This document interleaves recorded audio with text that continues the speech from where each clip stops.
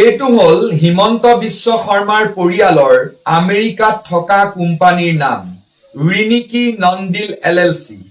এতিয়া মুখ্যমন্ত্ৰী হিমন্ত বিশ্ব শৰ্মা ডাঙৰীয়াই আজি সংবাদমেল যোগে কৈছে যে যিকোনো মানুহে যিকোনো নামত যদু মধু ৰাম ৰহিম যিকোনো নামত আমেৰিকাত $200 জমা দি কোম্পানী এটা ৰেজিষ্টাৰ কৰিব পাৰে। ঠিক আছে, $200 জমা দি যিকোনো মানুহে যিকোনো নামত তাত ৰেজিষ্টাৰ কৰিব পাৰে কোম্পানী এটা। এতিয়া আমাৰ প্ৰশ্ন হল হিমন্ত বিশ্ব শৰ্মা ডাঙৰীয়া যিকোনো মানুহে $200 জমা দি কোম্পানী এটা খুলি মাত্ৰ এসপ্তাহৰ ভিতৰত তাত 52,000 কোটি টকাৰ ইনভেষ্টমেন্ট পাব পাৰেনে? 52,000 কোটি টকাৰ তাত জমা হ'ব পাৰেনে? আপোনাক সুধিছো, এই 52,000 কোটি টকা কাৰ? এই ইনভেষ্টমেন্ট কাৰ? এই ইনভেষ্টমেন্ট কেনেকৈ সম্ভৱ হল? এয়া অসমৰ ৰাইজৰ তেজ পি খোৱা টকা হয় নে নহয়? ইয়াৰ উত্তৰ আপুনি দিয়ক। এই তথ্য আপুনি ৰাজহুৱা কৰক। এয়া কোনো অভিযোগ নহয়, এয়া স্পষ্ট প্ৰমাণ আৰু সাক্ষ্য। এইখন ৰিনিকি ভূঞা শৰ্মাৰ ইজিপ্চিয়ান পাছপোৰ্ট আৰু ইয়াতে যিটো নাম্বাৰ আছে A20799883 এইটো পাছপোৰ্ট নাম্বাৰ। ইয়াৰ পাছত তেওঁৰ যিখন আছে পাছপোৰ্ট এইখন হল এন্টিগুৱা আৰু বাৰ্বুডাৰ। ইয়াৰ পাছত যিখন মই ৰাইজক দেখুৱাইছো এইখন হল আপোনাৰ আবুধাবিৰ পাছপোৰ্ট। গতিকে আমি প্ৰমাণ সহ কৈছো, যদিহে পৱন খেৰা ডাঙৰীয়াই মিছা মাতিছে, যদি AID প্ৰস্তুত কৰা, তেতিয়াহলে কেন্দ্ৰত আপোনালোকৰ চৰকাৰ আছে, গৃহ মন্ত্ৰালয় আপোনাৰ হাতত, আপোনালোকে পৱন খেৰাক 1 মিনিটৰ ভিতৰত গ্ৰেপ্তাৰ কৰি আপোনালোকে জেল হাজতলৈ প্ৰেৰণ কৰক। আৰু যদিহে নহয় তেতিয়াহলে যিহেতু আমি প্ৰমাণ আৰু সাক্ষ্য দিছো, পাছপোৰ্ট নাম্বাৰ থাকে পাছপোৰ্টৰ জেৰক্স কপি, আপুনি আপোনাৰ পত্নী ৰিনিকি ভূঞা শৰ্মাক গ্ৰেপ্তাৰ কৰি জেললৈ পঠিওৱাৰ সাহস কৰক। আৰু কিমান মাতিব? আপুনি ভাবিছে 53,000 কোটি টকাৰ এই সা সম্পত্তি লৈ আপুনি বিদেশলৈ পলায়ন কৰিব নোৱাৰিব। আপোনাক কলো, নিৰ্বাচনৰ ফলাফলৰ দিনাখন আমি অসমৰ ৰাইজে আপোনাক ঘেৰাও কৰিম, পৰিয়ালক ঘেৰাও কৰিম আৰু আপোনালোকৰ পৰিয়ালটোক আমি আবদ্ধ কৰি ৰাখিম। আপুনি পলাই সাৰিব নোৱাৰিব। হাই ভোগ ভোগ কোম্পানী খবৰ এটা পায় নে নাপায়? ওপৰলৈ যদি থু মাৰি দিয়ে, থুইখিনি আহি আকৌ নিজৰ গাতে পৰে। মানে কেইদিনমানৰ আগতে যে আপোনালোকে ভকাই আছিলে বোলে গৌৰৱ গগৈ ঘৈণীয়েক পাকিস্তানীহে, গৌৰৱ গগৈ পাকিস্তানৰ এজেণ্টহে। এতিয়া আপোনালোকৰ গৰাকী খবৰটো পিছে পাইছেনে নাই পোৱা? আপোনালোকৰ গৰাকী আকৌ এখন নহয়, দুখনো নহয়, 3খন বিদেশৰ পাছপোৰ্ট ওলাইছে, মানে ব্যৱস্থা কৰি থৈছে। আপোনালোকক এনেকুৱা হোল ঠেকত পেলাই বিদেশত পলোৱাৰ ব্যৱস্থা কৰি থৈছে, ক'বলৈ আৰু ভাষা নাই। সাৱধানে থাকক। আপোনালোকৰ মোমায়েকে যেতিয়া কৈছিল বোলে গৌৰৱ গগৈ পাকিস্তানী এজেণ্ট, সঁচা মিছা বিচাৰ কৰিবলৈ সময় নোহোৱাকৈ মাত্ৰ 2 ঘণ্টাৰ ভিতৰত আপোনালোকে ফেচবুক গেলাই দিছিল বোলে গৌৰৱ গগৈক ধৰিব লাগে, ই পাকিস্তানী এজেণ্ট। আৰু সেই সুবিধাকণ এতিয়া আনৰ বাবে আহিছে, আপোনালোকে সহ্য কৰিব নোৱাৰিলেতো নহ'ব। পৱন খেৰাই আমাৰ মামীৰ 3খন বিদেশৰ পাছপোৰ্টৰ কথা কৈ পেলাই এখন প্ৰেছমিট দিলে, আৰু সেই প্ৰেছমিটখন আপোনালোকে দেখিছে। কিন্তু এতিয়া মানুহৰ মনত প্ৰশ্ন হৈছে, পাছপোৰ্টতকৈ বেছি 52,000 কোটি টকাৰ সম্পত্তিক লৈ দৰমহাৰ বাদে আৰু একোৱেই নাই বুলি কোৱা মানুহজনৰ ঘৰত ইমান সম্পত্তি হ'ল কেনেকে? সেইটো এতিয়া মানুহৰ মনত ডাঙৰ প্ৰশ্ন। আৰু এইবোৰৰ তালিকা তেওঁ ইলেকশ্যন কমিশ্যনৰ ওচৰত কোৰ্ট এফিডেভিট জমা কৰিছিল নে? আৰু যদি নাই কৰা তেতিয়াহ'লে ইলেকশ্যন কমিশ্যনে ইয়াৰ ওপৰত বিহিত ব্যৱস্থা ল'বনে? সেইটো এতিয়া মানুহৰ মনত ডাঙৰ প্ৰশ্ন। আপোনালোকে কমেণ্টত জনাব আপোনালোকৰ মতামত কি।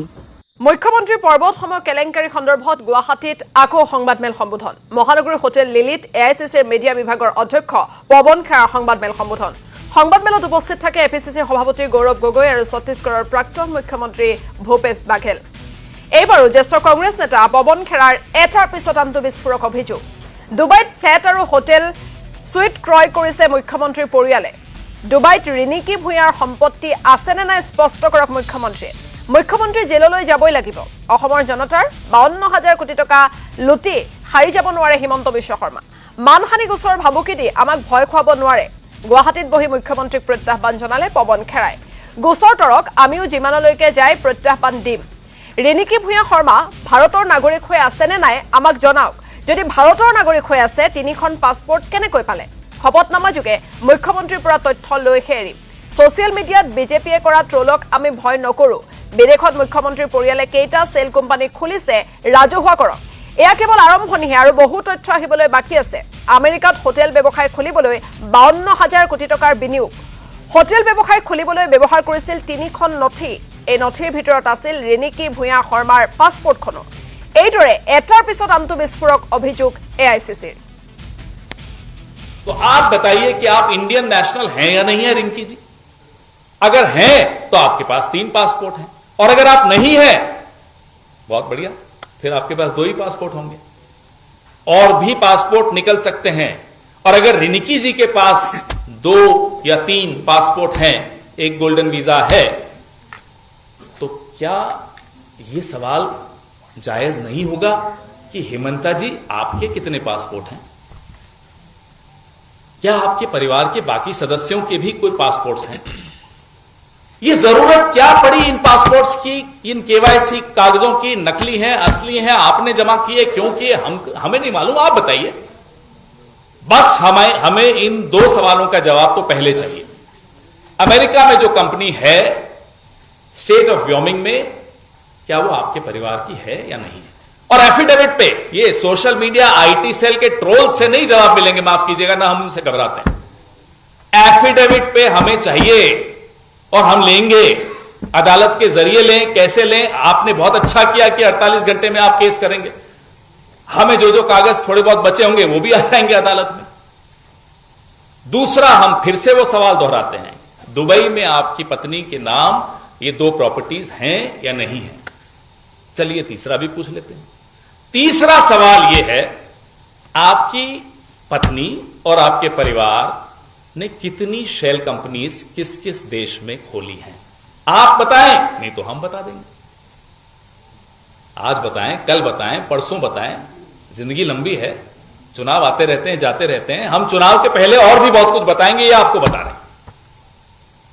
समय इसलिए लगता है कि कुछ जांच भी करनी पड़ती है, लेकिन मैं ये वादा करके जा रहा हूं, गौरव भाई यहां बैठे हैं, हमारी चर्चा लगातार हो रही है, बहुत कुछ निकलेगा। ये सिर्फ शुरुआत है, आगे आगे देखिए होता है क्या। तो अभी गौरव भाई ने कहा भगवत गीता पर हाथ रख के, गौरव भाई मैं माफी के साथ कहूंगा, गौरव भाई ने कहा कि भगवत गीता पर हेमंता बिस्वा शर्मा जी हाथ रख के शपथ लें। उस आदमी को धर्म से कोई मतलब नहीं, वो वहां भी झूठ बोल सकता है, मैं आपको दावे के साथ कह सकता हूं। इसलिए भगवत गीता जरूर उस पर हाथ रख के शपथ लीजिए, लेकिन एफिडेविट भी दीजिए कि आपके पास दुबई की कोई प्रॉपर्टी नहीं है, आपके परिवार के किसी सदस्य के नाम पर आपके पास दुबई की प्रॉपर्टी नहीं है, number 1। Number 2, state of Wyoming United states of America में आपके परिवार के नाम पर कोई कंपनी नहीं है, ये आप एफिडेविट में लिखकर दीजिए। नंबर 3, आपके परिवार के नाम पर विदेशों में, अलग अलग देशों में कोई शेल कंपनी नहीं है, एफिडेविट में लिखकर दीजिए, क्योंकि हम जानते हैं क्या क्या है। ये सिर्फ एक ट्रेलर है, पिक्चर अभी बाकी है दोस्त। हमारे सवाल सीधे हैं, अमेरिका की कंपनी है या नहीं? उस कंपनी में आपने केवाईसी में क्या कागज लगाए, वो असली है नकली है, वो आप बताइए, हमें नहीं मालूम। जिसकी कंपनी है वो बताएगा। दुबई में प्रॉपर्टीज हैं या नहीं है, इसको एफिडेविट के साथ लिखकर दीजिए। वहां आपने केवाईसी गोल्डन वीजा के लिए क्या लगाया था, वो आप बताएंगे। रही बात मेरा तंजानिया का पासपोर्ट, आइए मुझे कोर्ट में ले जाइए, मैं तैयार हूं। ये भी आए ना कोर्ट में, अरे साहब ले जाइए कोर्ट में, हम तो तैयार है ना, हम तो इंतजार कर रहे हैं। जिस दिन कोर्ट में ले जाएंगे उस दिन जो हम बोरी भर के कागज रखेंगे उसी का तो इंतजार कर रहे हैं। हम तो बहुत खुश हुए जब उन्होंने कहा कोर्ट ले जाएंगे।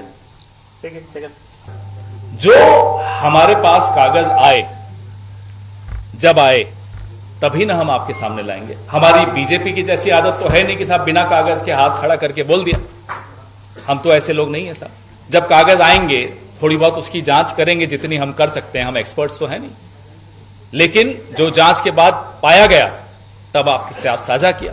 कम से कम ये आरोप जो हम लगा रहे हैं आज से शुरू किए हैं, मैं फिर दोहरा रहा हूं, शुरू कर रहे हैं, अभी बहुत कुछ आना बाकी है। हम इसको सिरे तक लेकर जाएंगे।